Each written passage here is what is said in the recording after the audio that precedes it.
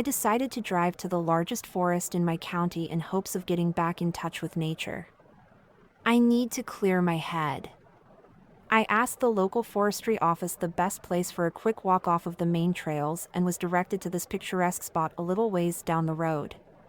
No reception, with the rare bit of blue sky we get in the UK, I was glad I made the spontaneous trip, and as I walked further down the path I saw a clearing in the trees to my right.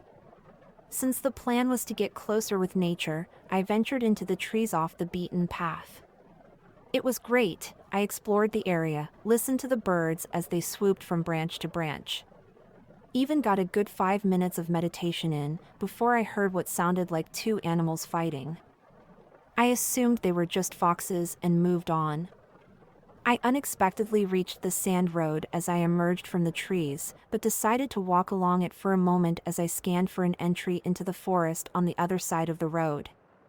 But as I looked around, I spotted a bra dangling from a bush near the road.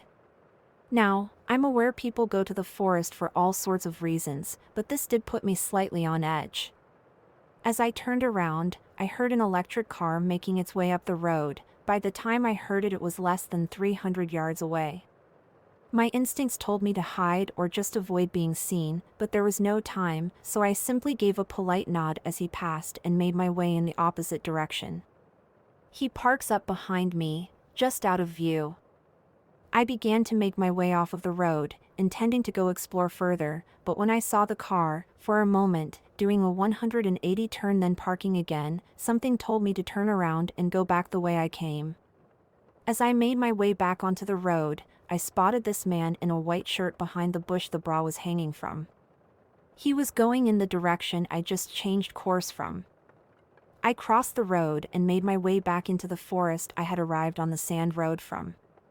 When I got slightly further in, I turned around to check if the man continued in the opposite direction, but he didn't. Instead, I see he has also crossed the road and is making his way into the part of the woods I entered. By this point, I knew I was being followed. There was no way he coincidentally went one way then turned to head into this part of the forest that I entered. But I kept my pace brisk, rather than running. My physical health can go south quickly, my knees are brittle and my ankles are weak. So rushing could cost me, especially since I still had to reach my car and drive away. As I traveled further, he was always following. Was cursing my luck as I made my way to the end of that section of the forest, just before the path that was after a large patch of grass and shrubbery. But as I looked back, I couldn't see him. I stopped for longer than I should have, scanning the trees and listening intently. But I hear nothing. See nothing.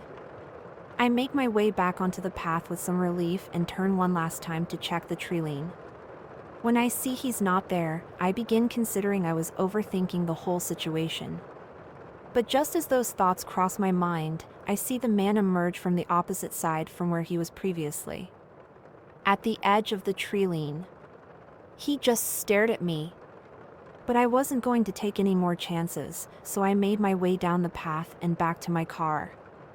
Making sure to get out of there quickly, as I knew he would have to head down the same tight country road.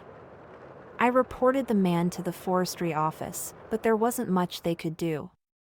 So that was it.